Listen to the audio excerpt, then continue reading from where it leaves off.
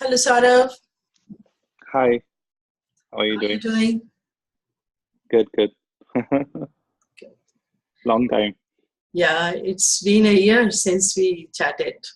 Yes. Last time, at this time of the year, we were working on the applications, and now you Yeah. are already a first-year student at the fully employed MBA program of UCLA. Yeah, feels different. A lot of time has passed. But yeah, good. It was worth the effort. Right. Good. Saurav, can you tell us something about yourself? Where are you from? Where and what did you study as an undergrad? So, my name is Saurav Das. I was born and raised in India. So I'm a Bengali, and my father was in the army, and my mother was a teacher. So we used to move a lot because my father used to get transferred from different places.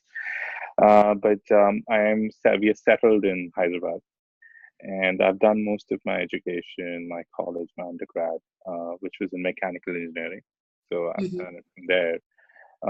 And then I worked in India for about 3 years, and then I moved to the US in 2009. And I've worked all over East Coast, and I've been in the West Coast in the San Francisco Bay Area for the last 5 years now. Yeah, Mhm. I work at Oracle. So yeah. Good. And you applied to Booth, Haas, UCLA, and Kellogg last year for Yeah. all for part-time programs, and you were Yeah. accepted into Kellogg and UCLA. Mhm. But you finally chose UCLA. Can you tell us how is UCLA the best school for you? Well, first of all, I must say it was very difficult to say no to Kellogg. It's a Right. really, it's a big school. It's a really great school. So, I think at the end of the day, there were multiple factors. So, uh, first thing was definitely the financial aspect.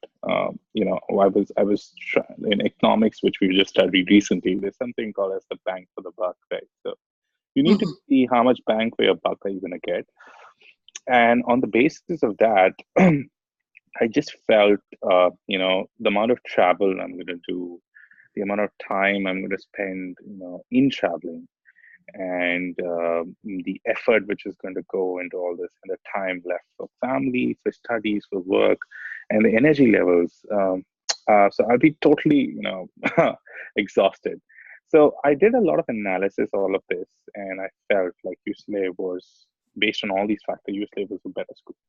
Mhm. Digging a little bit deeper in, as an international student, Kellogg didn't have great financial aid programs for Okay. me, with our with having without a cosigner, and I was looking for maybe a loan program which is without a cosigner. So UCLA Mhm. had one, so it really helped me. So that was a big plus.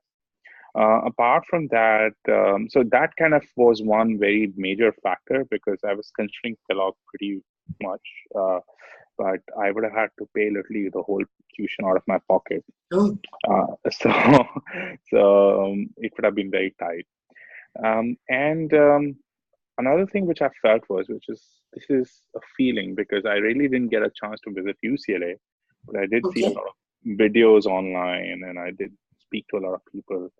So I got feedback from a lot of people that UCLA is a very social school, and it's a Californian school, so it has the Californian effect. Mhm. And I got a chance to go to Kellogg, like before I took the decision. The people are great, everything's great, and we attend a social there. So when you live in California, the culture is very different. It's a West Coast culture. It's a little laid back. And when I Mhm. went there, I felt, the culture was slightly different. I'm not saying it's bad, it's good, but it was slightly different. And I felt I would be a better fit here, Okay. uh, because what I expect from UCLA, um, you know, um, I think I'll get that because living in California, I've seen this place and I'm used to this place for 5 years. So that was also another very important factor. And I did inquire a lot about the networking events Mhm. which were there in Kellogg versus UCLA. And UCLA has makes a lot of effort. Actually, all Californian schools, it's like kind of a culture because of the tech and the Silicon Valley and everything, that the networking is big in Californian schools. So, and that is important for me. One, from the fun aspect of the B school, Mm-hmm. because you make lifelong friends. And another is because a lot of your jobs are going to come through networking. The more opportunities you have, the better it is for you. And say, for example, if I want to fly off for an immediate networking event, it's easier to fly for me to LA than to Chicago, because Chicago is a 4 hour flight. So, those kind of things. So can I interrupt you for a minute? Can you speak a little bit louder, please? Yeah, sure. So those are the kind of things. Maybe I'll just change my headphones. Yeah, just give me 1 second. Yeah.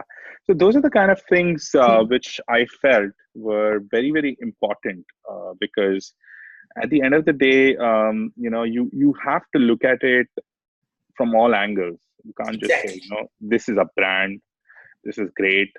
But is it the right fit for you for at your stage of your life, at your stage of your career? And for me, especially, I was looking at a part-time MBA program, Mm-hmm. and I'm trying to make a specific switch, which is in tech.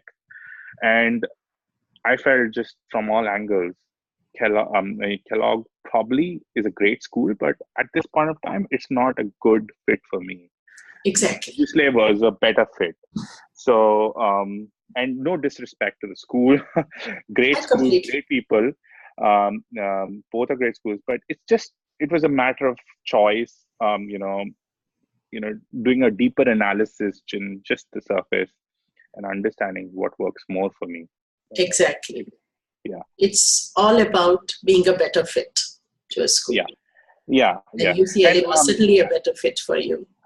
Yeah, and I would advise candidates to do this, because I had a friend, who's a grad from ISB, and or any of your friends who are MBA pass outs or grads, talk to them, because they've done that in the past, or they'll know what kind of mistakes they've made. Mm-hmm. You have some of those geeky MBA friends who'll be overexcited to advise you, who'll be part of your journey and who'll help you along the way. You can share things with them. So I had one friend like that, and he helped me a lot. So you have to think about these things. So a lot of people just think about the best case scenario, and this is what they teach you in MBA as well. You have to think about the worst case scenario as well. So think Very about your true. worst case scenario as well. So Very true. So looking back, what was the most challenging part of the admission process?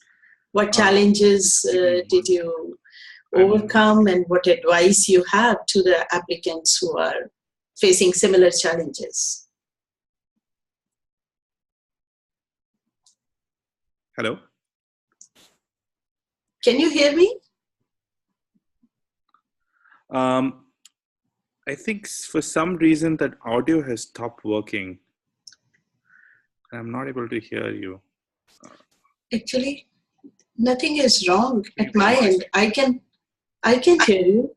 Yeah, now it's good. It's great. Okay. Yeah. Sorry, I missed the part when you were speaking. No problem. I'll repeat my question. I was saying, looking back, what was the most challenging aspect of the application process? What challenges did you face, and how did you overcome them? And what advice you have for the prospective applicants who are facing similar challenges? So I think my situation is a little different, and I don't know everybody's situation is going to be the same or not. So I was working and I have a full-time job. I was desperate to get into the MBA program last year. And it was kind of my last shot. Louder, please. It was my last shot at getting at the MBA. And it's very tough when you have a full-time demanding job. And say for my case, my GMAT score was not that great. So it was not a very competitive score. GMAT score was, in the low 600s. And it's very difficult to get through schools like Haas, UCLA, Kellogg, and Booth. Even for part-time MBA programs, Yes. when you have a low 600 score. So I was like, facing an uphill battle. So I had to rewrite my GMAT. I was constantly negotiating deadlines with schools, these four schools that allow me to write my GMAT, and writing my application, taking I some know. review, with respect to essays. I know. I had to meet deadlines with you as well, because you were working with different applications and applicants, and you had different deadlines. So then scheduling interviews, scheduling those flights, looking at the schools, life, family, everything. So I know. it was like, and I think I started in end of Jan, and it all ended in like mid of June. I think June is when I was done with all the applications. Mid of June. Yeah. Done with all the applications, but I did still go to, go for interviews and meet some people. So yeah, that's so it was a very difficult 4 or 5 months where everything is all together. It's a I complete know. grind. And I remember you heard about my situation before, we started working I together. know that. This is insane. You might not be able to do this. I would recommend you not to do this. So we're going through very, very difficult time. yeah, so I Juggling remember, with too many things. yeah, so I remember you telling me that. And another consultant, I spoke to another consultant, I think before I could decide on one. And she also told me the same thing. One consultant just completely refused that, saying, I'm not going to work with you. This is not going to happen. So, and thanks to you, you agreed to work with me. Yeah. But yeah, that's so the most difficult, and that was very challenging. But the learning was that this is just the trailer of what's going to happen in B school, because I have gone through I think that's the right way to say it. Sorry to interrupt you. I really like the analogy. This is just the trailer, what's going to happen. Yeah, because at the end of the day, if you're working and if you're doing a part-time MBA, this is exactly what's going to happen. Everything is going to come at you from all sides. And it's happening today as well. Like, I have deadlines this week, and my VP is like chasing me for work, and something he needs, and there's work, and you have group meetings and group commitments, and you want to do well, and then you have to travel every week. So I travel every weekend. So the what that thing that those 5 months prepared me was, and one thing which I ensured, that I didn't give up in those 5 months. Like, whatever it is, I just completed the whole process. So you need to understand how to persevere. You need to learn how to persevere. You need to learn how to go through that process, go through that grind, and have that mental strength to complete the process. MBA is not about that. So I think that's what I learned. So that was my learning, I would say. And that is what you will advise. Yeah, I mean, that's something which I would advise everybody, that, don't give up. Just have that mental strength, have that patience to go through that whole process. This, I'm talking from a very tailored perspective of a part-time MBA applicant, but I think everybody goes to that grind. GMAT is a beast. It's a monster. And it is. And on top of that, applications, they take a lot out of you. It's not easy to write stuff about yourself. You think you know yourself well. No, you don't. You'll have to figure out a lot of stuff. So, very true. Yeah. So now that you have almost completed first year at this program, what do you say is your most favorite aspect of the program? I think, so I think I'm going to say this. I'm going to tell you what the favorite aspect is. But before that, I'm going to tell you, how I decided on that favorite aspect. Because before deciding on UCLA, I didn't get a chance to go to UCLA and go and see the school. I got accepted, and I didn't have time, and I have to give a decision, and I didn't have time to travel there. So I was looking at videos online on UCLA Anderson and how they celebrate and their events and everything. And their social aspect of the school is mind-blowing. It's mind-blowing. It's totally lived up to its reputation. The social aspect is amazing. you will have so much fun.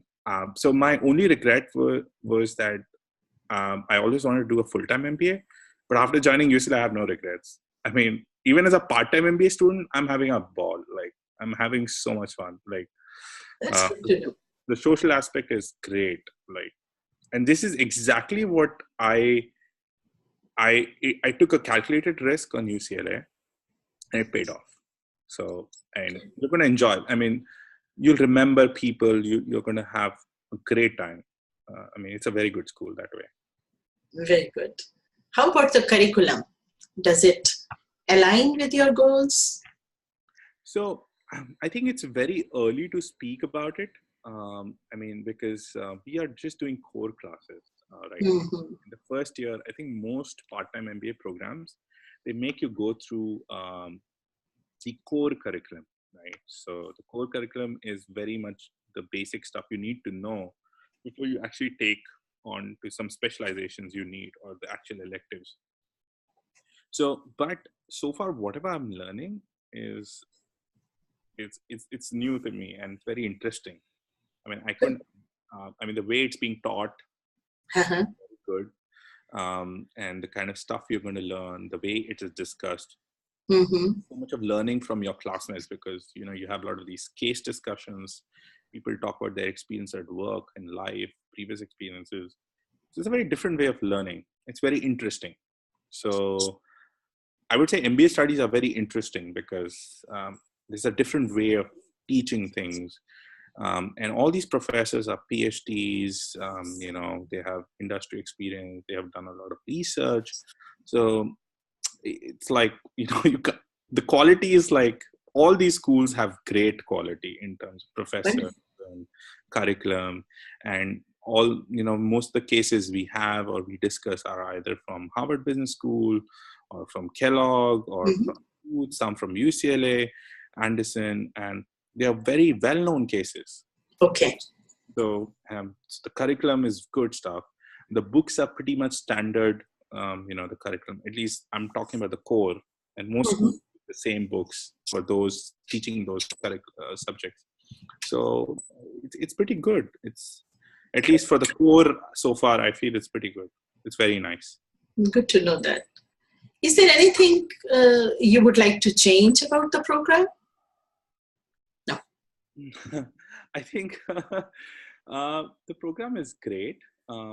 It's there's a lot of good things about the program, but definitely there are a few things which I feel like in the sense that it's a limitation for me. Like, I wish I was a local student. I could have got so much more out of that MBA if I was living in LA. I would have got so much out of that program because they have so many events. And this is something I would tell people, when you're deciding between schools, try to go for a local school. Because a local school, obviously, I mean, if you are looking at a bigger brand school or a better school versus something which is not so great, go for the better school. But if you have an equally good local school, give preference to the local school, because local school, you will have so many events, so many things you can attend, that there's a lot of stuff which happens on weekdays. A lot of stuff happens with full-time MBA students, and that sometimes I'm not able to attend. And those are the things like, sometimes you feel, oh, I wish I could go to this, I wish I could go to that. But other than that, the school, the program is great. Only thing is that, it's in LA, I'm here, and So this is what you feel, that you should have known earlier, that there are so many events going on. And since you don't live in LA, so you miss out on many events. This is I mean, you should. Now I feel I wish I had tried harder for Haas because Haas is local. I live in know. And it would have been so much. But I've heard from people who've compared Haas, and the Haas is not that social, but I don't know. Some people have told me this. I don't want to claim that. But yeah, UCLA, I wish I was living in LA, or I wish I would have gone to Haas, which is a local school. So Yeah. Either ways. I totally agree with you. Yeah. So how has this program impacted your performance at work? Are you using what you learn in the classroom at work? So I used to do, so in our first quarter, we had a subject called data analytics. I'm sorry, I couldn't hear you. In the first quarter, we were working on data analytics. We learned data analytics. Mm-hmm. So I was already working on data. So I used to just do like some data analysis, but I didn't know the right way to do it. So the first quarter, we actually had a visiting professor. It's a brilliant professor. He was University of Washington. Amazing, amazing. He's done a lot of industrial research and very innovative ways of teaching stuff. So he taught us data analytics and the kind of stuff we learned, the way we learned it. And I think that kind of stuff has, I've got interested in the whole data analysis or data analytics part of things. And I know how to do things well now, how to analyze data. So it definitely helped. I was doing better data analysis. In terms of how it is, think in a very different analytical way, I've become more sorted, more organized when I think I'm putting across my thoughts. These are very subtle changes I'm noticing because my work profile is not totally on a business oriented side. But I do see a difference the way I understand some of the executive decisions which are taken. I can see the reasoning behind them. Okay. I understand them now, why they might have done that or why things are happening this way. I can analyze trends in the news with related to business much better. And these are very normal things I'm talking about. There are people who are doing better than this, and some people might have known all these things. But for me, coming from a non-business background, having no idea of how things were, there are very few things which I'm noticing. And today, if I'm curious about a company, I can open financial statements and understand few things which I would have never done before. I understand how, we're learning finance this quarter. So I know if I'm going to take a loan, I was actually calculating my car loan if I got the right rate. So I'm making money or not. So the very, very, so it's learning. It's learning, and I don't know, it might help you in very small things in your life. So not only at work. So that's what I would say. So that's how it is for me, at least for me. Yeah. Do you think the best part of part-time MBA programs is that you are able to apply the learnings immediately at work, the very next day or next week at work? I think, yes. Related to organizational behavior, if you're a manager already, you can go and apply those things. But we learned about organizational behavior. You know about how, the power dynamics work mostly in a company, how you could probably understand those dynamics, or how you could, use them to your advantage. I would not say use them to your advantage, but at least understand them or analyze them. So you can apply some of these things. It's very relative. Like I said, data analytics, it was immediate application for me. Right. Immediately apply, right? And for example, finance, I might apply it tomorrow if I do some financial statement analysis. Right. But some of the things, I would say, as a whole, you become well-informed, Absolutely. person, right? You can, when you're sitting in a meeting, somebody talks about capital budgeting, or somebody talks about financial terms, you'll understand them. If sales, I used to talk to some of the sales guy and they talk about, or the collections teams talks about AR. I know what AR is now, or Right. AR, right? So it's very, very small things. You'll understand things better. At least for me, it's worked like that. I understand things better now. Right. I might not have got a chance to apply it. I might get it in the future in some of the things, but I understand things better now. So it's like a constant growth. You are improving on a daily basis. yes, You're growing. yeah, Very good. But, it must have been really, really challenging for you to do MBA along with your full-time job and family. So how do you balance work, life, school, coursework? I think first I must say, my wife, she's a wonderful person. She has a lot of patience. I know. I don't give a lot of time to her, so I think she's a big support. And that's one of the things. If you're married and you're planning a part-time MBA, talk to your wife, talk to your spouse, clarify the expectations. You will be going on happy hours with your friends. You will be off away from home. You will be going away on weekends. If you have a kid or you're planning a family, think about those things. Then your parents, you will not be able to call them up regularly. Like I'm not able to call them up regularly. My in-laws, I can't speak to them. My relatives, you can't be in touch with all your friends. You'll have a few angry friends. Exactly. Standing and supporting. But no angry wife. Yeah, all this is going to have, and it's all this is going to happen, and that's what it is. Like you will give up a few things for a few years. Talking on the balance side, I think my routine is such that Monday to Friday I'm working, and I'm working about like 9 to 10 hours a day. But when I come back home, I have to study. Like I have to do a little bit of the reading. Right? I have to, like, if I skip it one day, then too much work piles for the next day. Right. It adds up, like, so you have to do bit by bit. Another thing which I've learned is you cannot be a procrastinator. You just can't procrastinate. You can't think and you can't sit and plan that I'm going to do these things. And if you do that, you're actually not going to end up doing those things. Exactly. And the moment you think I have to do something, just do it. Like it's like that. You're going to lose time. So, and don't put it off.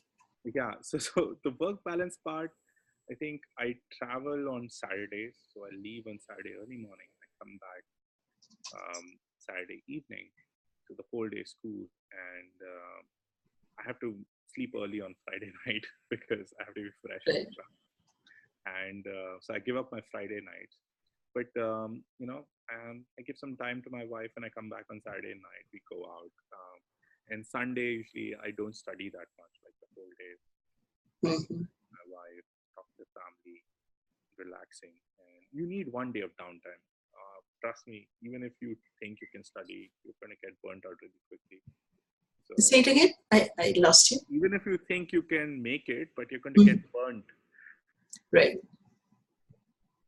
One day of downtime. So that's what I do on Sunday. Mm-hmm. Again, Monday to Friday, it's back again. I start studying again, and the professors are also good. The school is good. The program is designed in such a way that it helps students, and students are able to manage it. So that's another very good thing about the school. Most they've thought it out well. They know what needs to be done, how the curriculum is planned. So it's manageable. But you have to be very, very organized. You have to be disciplined. You cannot be a procrastinator. Absolutely. You have to stick to a schedule. Very true. Yeah. So that's how it is. So what are your plans after graduation? Are your goals the same they were last year when we were writing essays? They are the same, but as time changes, you have to look at you have to look at your options. You have to constantly reevaluate your options. I want to get into product management, but I'm also thinking of different other fields because I get more knowledgeable. I speak to a bunch of people. I'm sorry, I lost you again. The sound, I couldn't hear you. Can you hear me better now? Yeah, now I can. Okay. I lose you in between. Okay. So what I was saying was that there are a bunch of people you're going to meet, when you go to these networking events, and you basically need to have an idea where do you want to go, like which industry you want to be in. And then when you speak to many people, like I want to get into product management. But when I speak to people from the industry, they are playing a lot of different roles. There's product marketing, there's products, there's strategy, there's finance in tech, there's a lot of other things in tech you can do. So there's entrepreneurship. So my plan, you have to constantly reevaluate your interests. B school gives you that chance.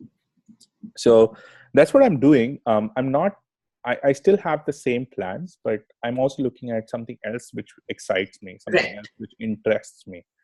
So, and that's where the networking comes into the picture. It's very important, like to go there, to speak to people, plus also having a lot of fun while doing that. So, you need to talk to people, because the connections you build, the people you talk to, the lifelong connections you have, they'll help you, they'll guide you, they'll mentor you. So that's important. Right. Networking is the key. Yeah, it's key. Very, very important. Like I would say, put it as the number one thing, at least if you're doing a part-time MBA. So okay, very, very important. Yeah, even full-time MBA applicants say how important networking is. Yeah. I mean, but why I stress it so much for part-time MBA programs is because you are working, right? And after work, the time you go to school and that networking event is your only time when you can go and network, right? Apart from that, you have a full-time job. But full-time MBA students, they have some days or some months dedicated, or events when they don't have classes and they can just go for that. So that luxury you don't have as a part-time MBA student. So you need to be more cognizant of that and be very focused on it. Very true. So because 5 days you're at work. Yeah, 5 days you're at work. And I don't think most people will take a vacation and just go for networking events. It's very difficult, right? True. So that's why it's very different for us when you're doing a part-time MBA. So yeah. But you have been able to do it. You are enjoying it and learning from it. Yeah. So is there anything, Saurav, that I haven't asked that you would like to share with the viewers, with the prospective applicants to part-time programs, specifically to UCLA? I think in a very general term, like I had a very low GMAT score. I think it was in the low 600s. And trust me, I have had that score for quite some time. And I didn't apply, first of all, to a lot of schools, thinking I'd never get in, right? And when I did apply, I thought, I'm not going to get in. But I got calls I applied to 4 schools and I got a 50% hit rate, and I got 2 schools gave me calls, right? So at the end of the day, don't just think you're not going to get in. Just don't think GMAT is the end of the world. Exactly. There is so much, moment I went to Kellogg, like I submitted my application, I went for the interview. The way that interview went, I knew, I had a very good feeling that I'll get in. Like I had knocked that interview out of the park. So, and I knew I would get a call from Kellogg, and I did get a call from Kellogg. For UCLA, and this is something I'm not boasting, but I wrote my recos, and I was really late on my application, right? I submitted my essays. You know that, right? I was working with you. I was submitting my GMAT score late, and they had one. I was submitting in the last round, and they had the last interview, on-site interview round. I couldn't go to that, so they didn't interview me. They gave me a call, right? So, I mean, think about that. Like, and when I tell people that I never got interviewed, and I still got a call, So Mm-hmm. my recos, I think, were amazing because my VP Yeah, and my boss wrote my recos, and I true. didn't get to see them, but I'm pretty sure they made the difference because my essay was a very normal essay. No, they were brilliant. Your essays, your stories, they were brilliant. I mean, like, I feel like I could have written so much better, but yeah, anyways, I mean, I would take it. You But wouldn't have gotten into two top programs if your essays were mediocre. Trust me. no, I'm not talking from the perspective of the way they were packaged. Like, I know you did a great job. In terms of, um, it's more about like, I felt my story was just another story. Like, I just felt like I didn't have anything special to tell them. I felt that way. But it just worked. It just worked, you know. And at the end of the day, I was just stressing on a GMAT score. It doesn't matter. People stress on interviews. It doesn't matter. Mm-hmm. Uh, they look at so many things. You wouldn't be amazed at how many things they look at, and they'll still see you as a person, and they'll take you. But you have to apply. You have to go through that process. You have to go through that grind. And for UCLA, if you want a school which is social, if you want a school Mm-hmm. where you want to have fun, you want a school which is Californian in its attitude, and have that. You want to live in LA. You want to experience LA. Build. Then UCLA is your school. Like, it's one of the. I think This is the only school I've gone to, but I think it's Mm-hmm. an extremely social school.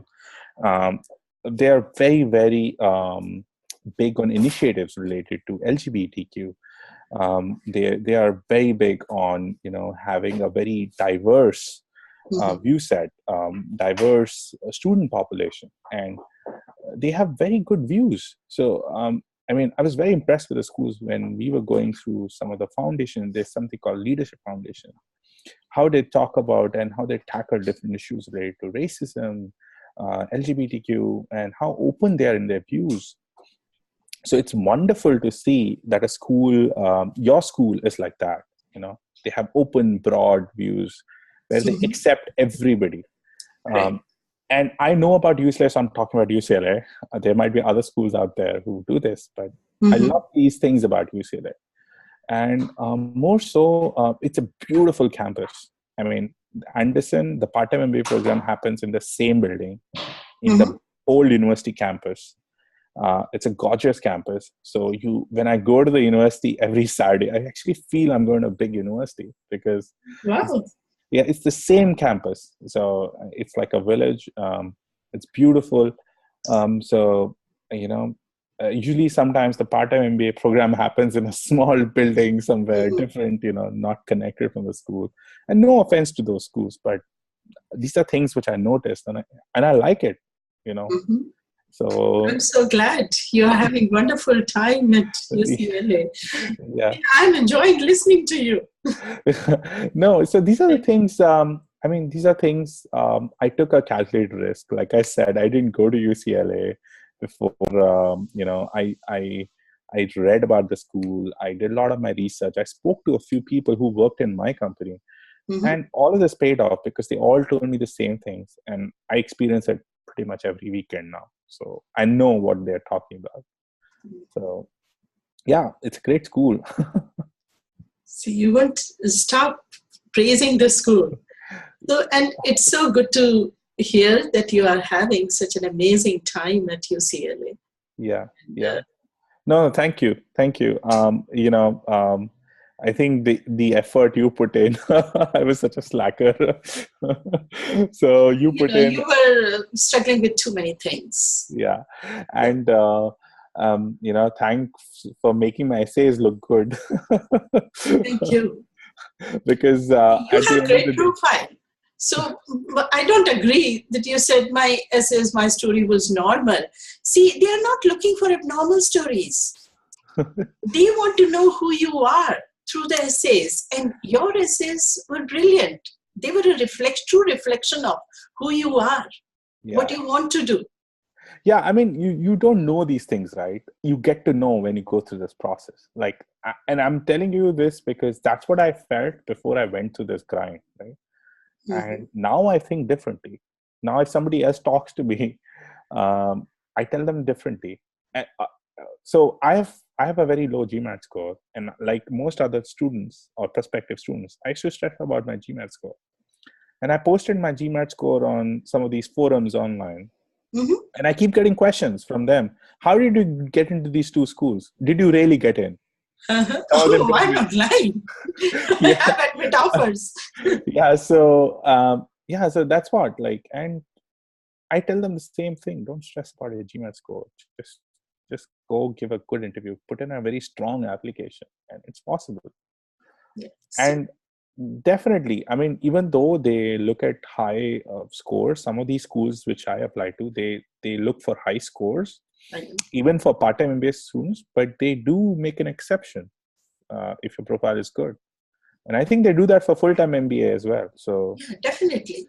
Because if the other parts of your profile are very, very strong, exceptionally strong, so that offset your low GPA or low GMAT. Yeah, so I mean, that worked for me. I think GMAT is one thing I'll always have a regret. I couldn't scale it, but now don't worry about it. So they look beyond numbers. They say it also. Yeah. The schools look beyond numbers, and your profile was otherwise very strong. Your application was otherwise very strong, so that's why they accepted you. We should have met before and we should have applied. So another regret which I have is, like, I always wanted to do a full-time MBA, and now I'm in a part-time MBA program where I'm enjoying myself a lot. The regret which I have is, why didn't I do it sooner? So when I had come to the Bay Area in 2013, UCLA had come to my company, Oracle. They visited and they were giving a presentation, courtesy of an alum who was doing a FEMBA program, which is the part-time MBA program. And I had gone to that and I'd listened to them, and I was like, I'm not going to do this. I'm going to do a part-time. I'm not going to do a part-time MBA program. I'm going to go for a full-time MBA program. Now I feel, why didn't I do it sooner? So you know what? At the end of the day, part-time MBA programs, especially UCLA, is a great program. I'm pretty sure that others are too. They make you have equally good fun. It makes so much sense now that I can contribute into my, like, if you learn finance later, you'll know that I can pay so much money in and still, do my MBA and have less loan. It's the way to go, I would say. It's a good thing. You must try. Everybody should try. I'm so happy that you are having a wonderful time at UCLA. And Saurav, it was a pleasure chatting with you. Thank you so much for your valuable time and your valuable inputs. I'm very sure, I'm very confident that the prospective applicants will find them, will find your inputs highly useful. Sure, definitely. And thanks to you for helping me make it happen. It was my pleasure. Yeah, no problem. Take care. Thank you. Bye.